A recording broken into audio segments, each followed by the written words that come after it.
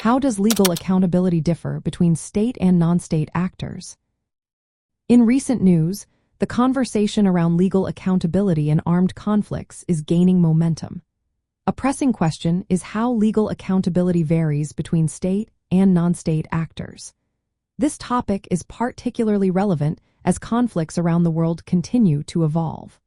Understanding these differences can help clarify how international humanitarian law applies in various situations. State actors are the primary subjects of international law. They have clear legal responsibilities under treaties such as the Geneva Conventions. States must respect and ensure respect for international humanitarian law. This includes protecting civilians, treating prisoners of war humanely, and conducting hostilities in accordance with established laws. When states violate these obligations, they can be held accountable through several mechanisms. International tribunals, like the International Criminal Court, can prosecute individuals, including state officials and military commanders, for war crimes. Additionally, state responsibility can be invoked in international courts for treaty violations. States may also face diplomatic, economic, or military consequences imposed by other states or international organizations. This creates a structured framework for accountability that is often absent for non-state actors. Non-state actors, such as armed groups and militias, do not have the same formal legal status as states. However, they are still subject to international humanitarian law.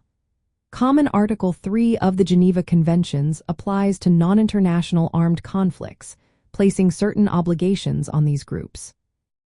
Non-state actors are bound by fundamental rules of international humanitarian law, including prohibitions against targeting civilians and torture. However, enforcing these rules is more challenging due to their lack of formal recognition.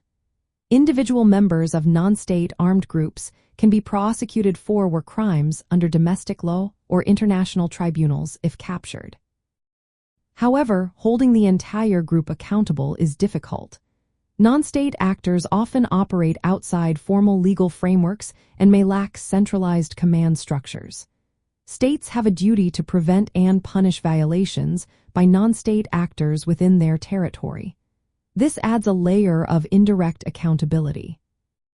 Enforcement challenges further complicate the landscape. States have established legal systems that facilitate accountability. In contrast, non-state actors often operate in areas with limited rule of law. The Geneva Conventions primarily regulate state conduct, but their Common Article 3 and Additional Protocol Roman II extend protections to non-state actors. International mechanisms tend to focus on prosecuting individuals rather than groups, impacting how accountability applies to non-state actors.